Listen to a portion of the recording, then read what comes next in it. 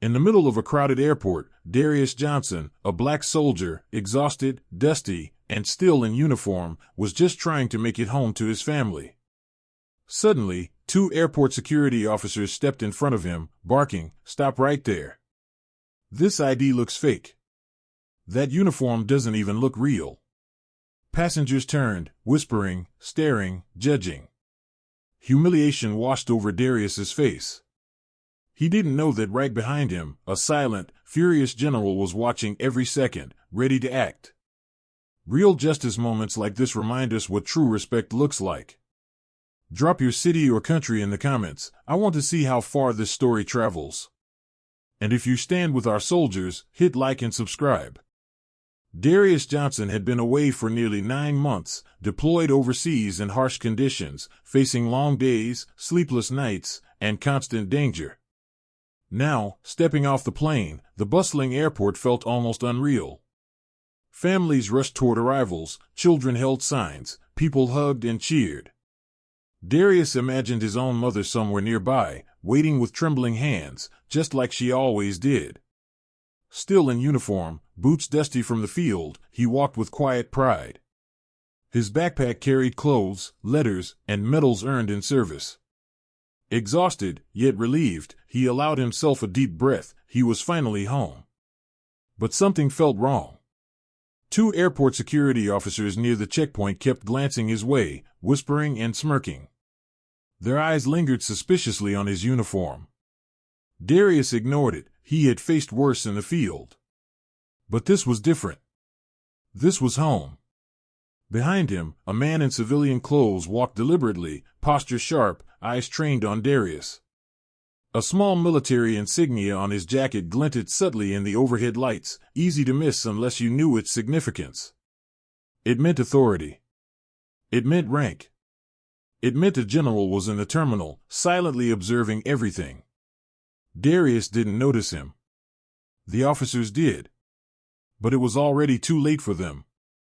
Darius stepped toward the exit, reaching for his phone to text his mother that he had landed safely. Before he could type a word, one of the airport security officers stepped directly in front of him. "Hold up," the officer barked. "We need to check your ID." Darius handed it over calmly. "Sure, sir. Here it is." The officer tilted it toward the light. "This doesn't look real," he muttered, loud enough for nearby travelers to hear. His partner stepped closer. "And that uniform? Looks off. Where'd you get it?" Passengers slowed down, whispering and staring. Some already had their phones out, recording. Darius kept his voice steady. "It's valid. You can scan it." "We'll ask the questions," the second officer snapped, stepping closer and invading his space. Humiliation began washing over him as more eyes turned. Behind them, the silent older man, the general, watched. His jaw tightened, fists clenched. Every motion, every word of the officers registered with him. He had seen enough. This was about to escalate far beyond a routine airport check. The first officer shoved Darius's ID toward his chest. "Respect? How about you respect airport security and tell us where you really got this uniform?" Darius stared, stunned. "Sir, this is my uniform. I served." "Save it," the second officer snapped, stepping behind him as if preparing to restrain him. "We've seen fakes like you before, guys buying patches online and pretending to be soldiers." Passengers gasped. Some whispered. Phones were already recording. Darius's chest tightened. He had faced worse overseas, explosions, ambushes, life-or-death moments, but never like this. Never at home. Never while wearing the uniform he earned with sweat and sacrifice. "Sir," he said quietly, "scan the ID. You'll see it's valid." The officer smirked. "Oh, we'll scan it. After we make sure you didn't steal it." Suddenly, Darius's backpack was yanked from his shoulder and dumped on the floor. Clothes, letters, and his medals spilled across the tiles. "Hey!" Darius stepped forward instinctively. Instantly, the second officer grabbed his arm. Don't move. His phone slipped from his pocket and hit the floor.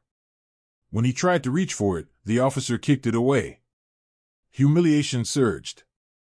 The public stared, some shocked, some whispering in disbelief. From 20 feet away, the silent older man watched. His eyes were cold, fists clenched. Every humiliating act registered in his mind. He was a general. And the officers had crossed a line no one should ever cross. Darius stood firm, quiet, yet every muscle tensed, ready for the moment when authority and justice would intervene. The second officer clicked open a pair of handcuffs, the sharp sound echoing through the terminal. The passengers froze, holding their breath.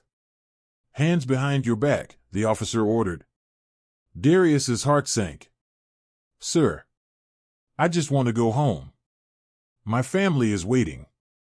Behind your back, the officer repeated, stepping closer. Darius lowered his head, trying to stay calm. He had faced firefights, ambushes, and life-threatening situations, but nothing like this, being treated as a criminal while wearing the uniform he had earned. Then, a deep, commanding voice cut through the tension. That's enough. Both officers froze. The crowd turned. Darius slowly looked over his shoulder. The older man who had been silently observing stepped forward. His posture radiated authority. He opened a leather wallet and revealed military credentials. 4 stars. General rank. The officers' faces drained of color.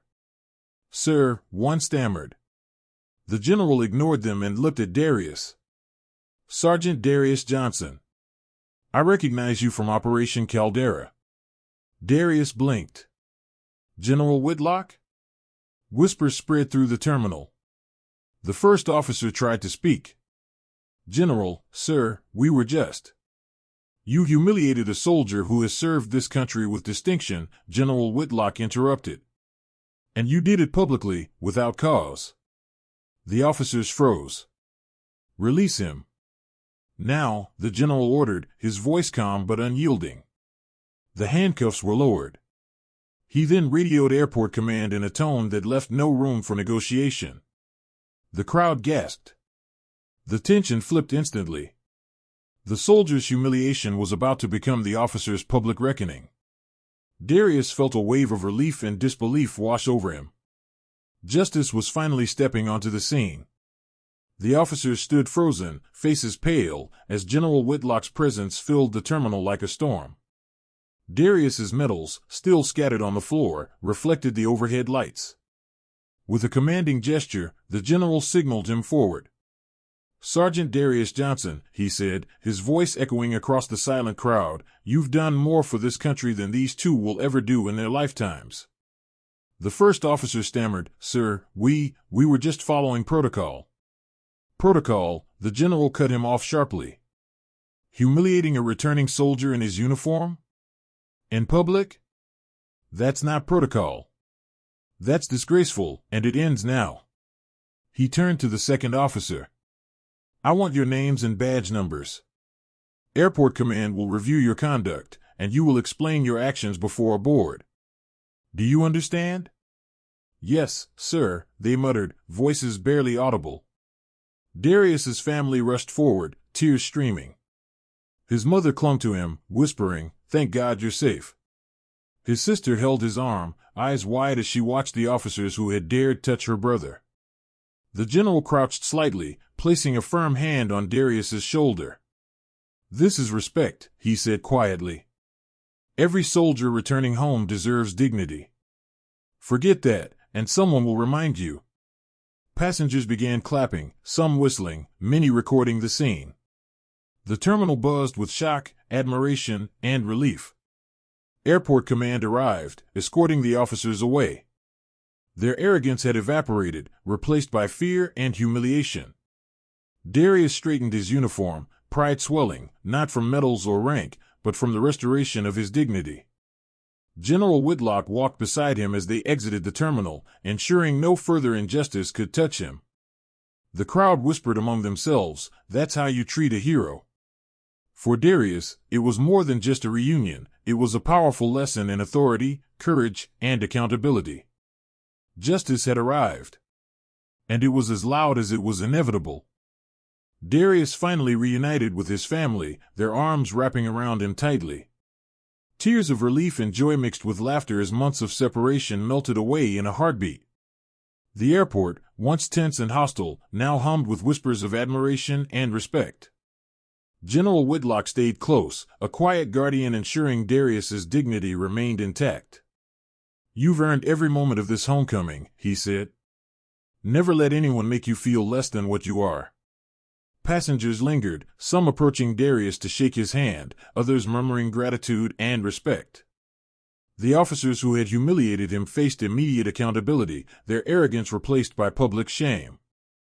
Darius straightened his uniform, finally allowing himself to smile. He felt pride, relief, and validation. Justice had been served. In that moment, amidst applause and quiet reverence, Darius Johnson truly understood honor, courage, and the meaning of coming home, respected, safe, and victorious.